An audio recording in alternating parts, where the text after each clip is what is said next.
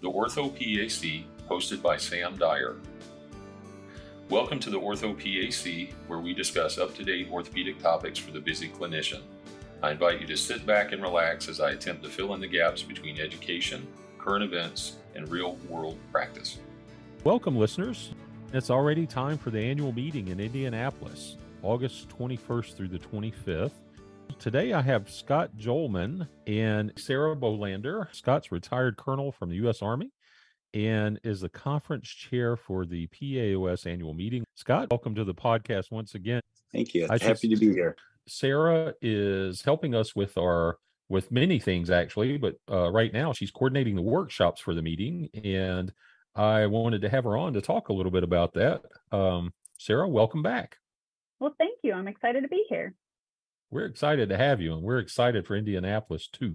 Scott, can you touch on some of the general sessions? Yes, so workshops being on Monday, Tuesday through Friday is the main general session. We start roughly 8 o'clock. Some days there's a 7:30 start, but it usually goes till 4:30. Our goal is to stay as comprehensive within orthopedics as we can. So we like to get a presentation or two within each of the areas to include pediatric orthopedics, sports, reconstructive surgical options with joint arthroplasty, spine.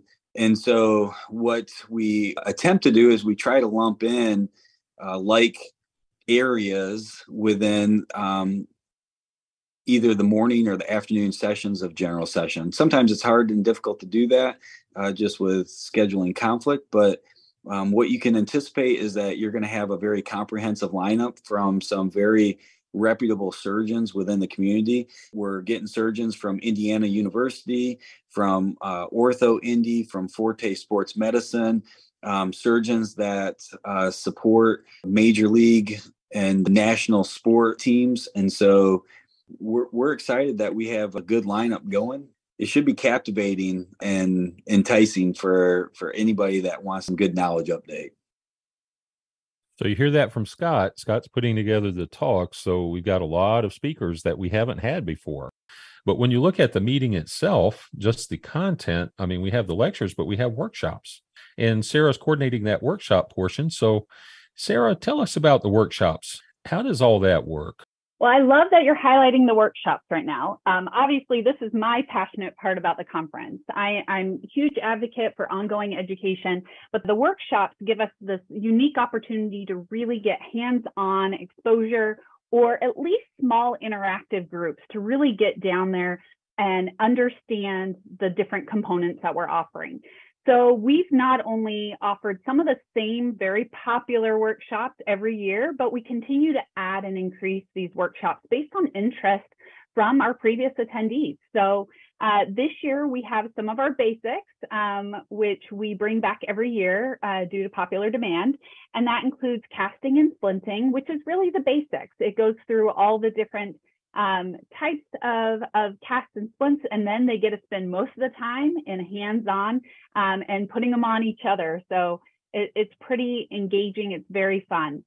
Some of the others that we've brought back is graft preparation as well. And we have both an introduction and an intermediate graft prep. So we really are trying to make sure that you feel comfortable. Either you could attend the introduction and then go ahead and do intermediate if you're doing a lot with graft preparation, or feel more comfortable in one of the workshops versus the other. So we'll be offering both of those this year.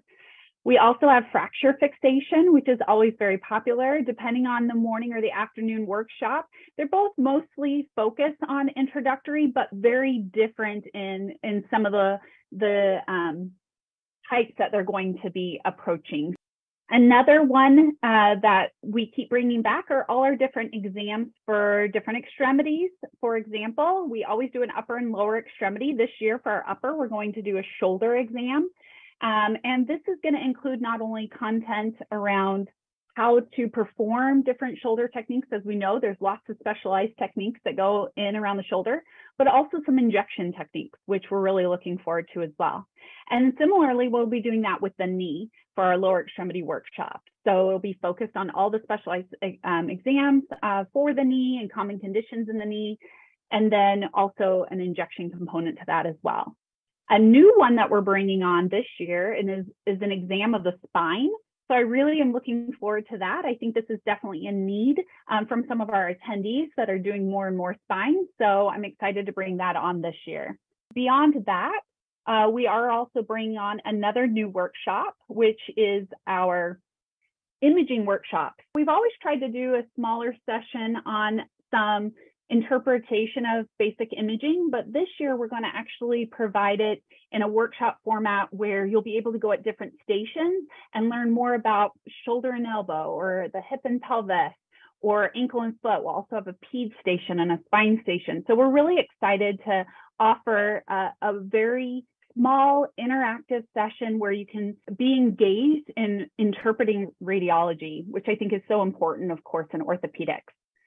And I can't forget, obviously, our biggest workshop and our most popular, and I mention it because it's the one that fills up the quickest, which is ultrasound. We're providing that both in the morning and the afternoon, and we're very excited about this. It always fills up. We have some incredible facilitators that provide this every year, as we do for all of our other workshops, but it fills up pretty quick. So when you ask about kind of timing for registration, the registration is open now. We're really encouraging everyone to, register early, because when it comes to workshops, it really is a first come, first serve type of opportunity. So we want you to be engaged early and be able to participate in these hands-on workshops that I think are extremely valuable. I also want to mention some of our more unique opportunities that we have that I think are just absolutely incredible that PAOS is able to offer this to our attendees. For example, one of them is focused on health equity. And so we have moving patient care forward. It's practical strategies to promote health equity, specifically in orthopedics. And our speaker for this workshop session is really wanting to engage with the attendees and help them find solutions and health equity in their settings. And she presents on this topic nationally. She's very well recognized for this. So I'm really looking forward to that. We also have some additional smaller mini sessions that are offered throughout the week at different opportunities. We have a PA primer where we have panelists of seasoned PAs that can share their experience and expertise. It's a great time to ask questions and kind of find out those struggles you don't even know you're going to have until someone else has been through it, and some really great strategies on the kind of how to overcome those and the resources you need. Plus, it's a room full of mentors, people that are willing to support you in that transition if you're either new to being a PA or new to orthopedics. I think that's a great opportunity for both. We also are offering another mini session later in the week that's opportunities beyond patient care. What we're seeing is a huge trend of PAs looking for other opportunities, whether it's in leadership, administration, education. There's a lot of growth in medical science liaison and industry support, or working within insurances. And so we wanted to provide an opportunity to talk to other PAs that have done that have gone outside of just their typical daily patient care opportunities, but also are working in these incredible other roles where they're still utilizing their skills as a PA. So if you're interested in leadership or these other opportunities beyond clinical practice, then I think this might be a great session for you to join as well. Wow, that's a lot. Lots of stuff to do. We got some, treasured oldies, so to speak, that we've been doing for years that people love. And we got a lot of new stuff. If you're interested in some of these workshops, you need to register right away because it's first come, first serve. And Sarah, you're going to have to help me with this. I don't know. Are there wait lists if it's full, and or on that same idea, what if somebody signs up and decides, oh gosh, I can't do that, or I want to switch. I really need that instead. What happens if you need to switch? How does that happen?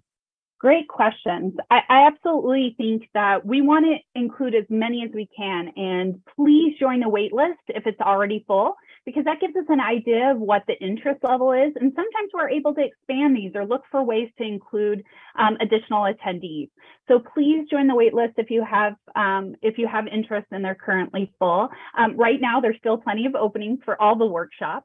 But if for some reason you decide you change your mind, or there's a different workshop that maybe interests you, we can definitely accommodate you and work with you to shift the schedule around and make sure that you're attending the one that's going to fit best for kind of your interest level at this time. And please keep in mind, when we do try to facilitate everybody's requests and get everybody in, but we have room limits, and fire marshals say we can only have so many people in certain rooms. So we do the best we can. And we do accommodate most everybody, most every time, but your best bet to get what you want is to sign in early and to register and to get signed up on the workshop, get on the list right away. Like Sarah said, the registrations are open. So we want to get you in there, and we're looking forward to Indianapolis. Sarah, any other thoughts on workshops? I completely agree with getting in there early, and please be aware that we try really hard to keep these ratios down where we have sufficient facilitators to really feel like you can have the entire experience with the hands-on or the small interactive sessions, that you feel like you're engaged throughout the entire session. And so that's why we also kind of limit these sizes. You're right about the room sizes and those things, but as well, we want to make sure that this is a great opportunity and not just the similar kind of lecture format. We want you to be engaged and enjoy that interactive component. And I, love the idea about branching out. Networking is huge.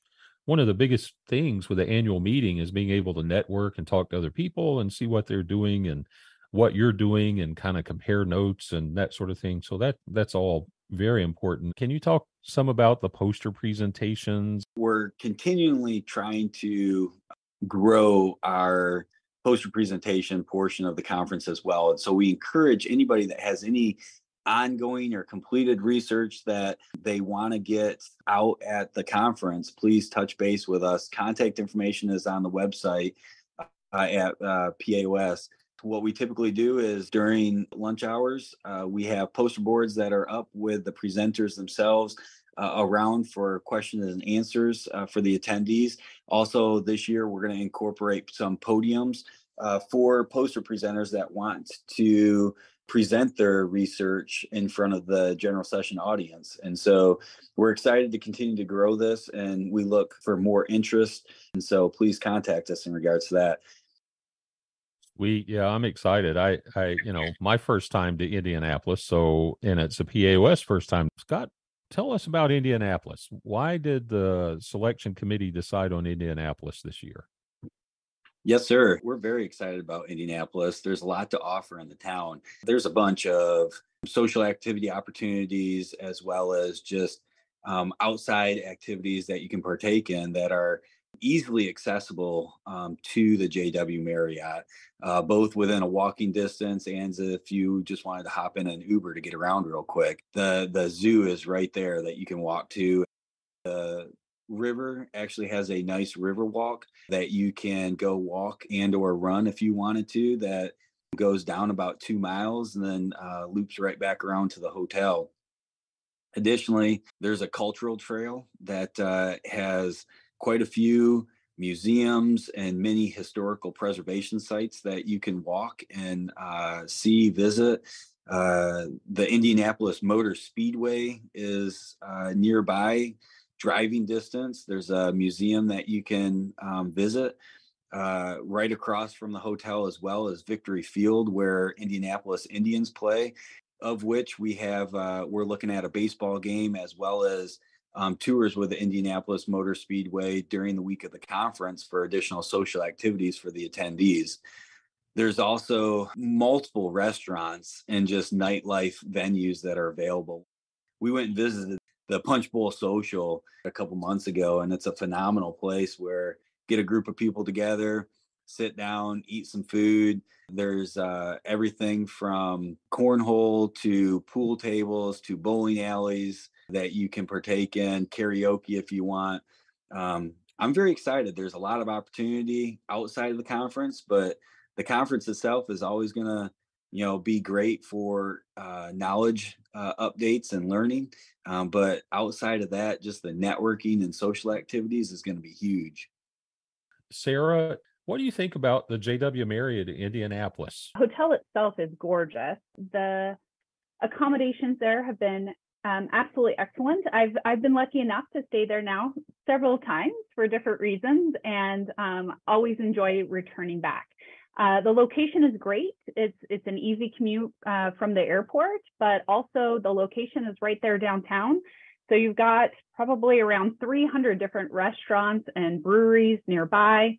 There's some beautiful places to walk right there from the hotel. And so everything seems to be within walking distance or a very, short ride. But we also have some great things for those that are coming with their families, for example. They have a great zoo and one of the best children's museums in the country. I've also heard some amazing things about historical monuments, some of their walkways. There's just a lot of things really close by, which makes it a great location. That's great. A lot of our listeners don't know how much goes into one of these meetings, but it's a job. You got to request, funding proposals. You have to visit on site. You have many moving parts you have to talk with. There's food and beverages, room attrition, just tons of stuff.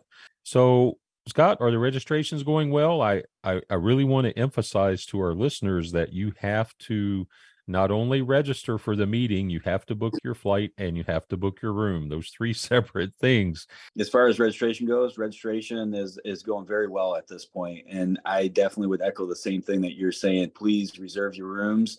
If you anticipate staying at the JW Marriott, we have a block room rate. And so once that block fills up, it's really hard to finagle any more rooms, if at all. What else do you have for us? Any other thoughts on Indianapolis? The only other things I have is regards to some of our events that we have coming up. I look forward to those too, so I always have to mention them because I think we have some great networking opportunities that will also occur outside of the conference as well. So I'm excited for all of those. Personally, I'm most excited for the Indy Motor Speedway and being able to attend that and the Kiss the Bricks. We have baseball, we have golf tournaments. We have so many opportunities for everyone to enjoy Indianapolis, but also enjoy this time with other PAs and orthopedics from all over the country and other providers that are excited and engaged and ready to branch out and maybe hopefully have a little bit of a break. Great and well said. Well said. We're looking forward to it. Everybody's excited about Indianapolis, and we look forward to seeing you folks there. I'm excited to catch back up with everybody. It's always a great time it's great time for the academic portion, for knowledge updates, but it's also a good time just to get back in touch with colleagues that we don't get to see on a daily, weekly, or even monthly basis. And so it's our one opportunity that we get together and be able to catch up. So I'm looking forward to it.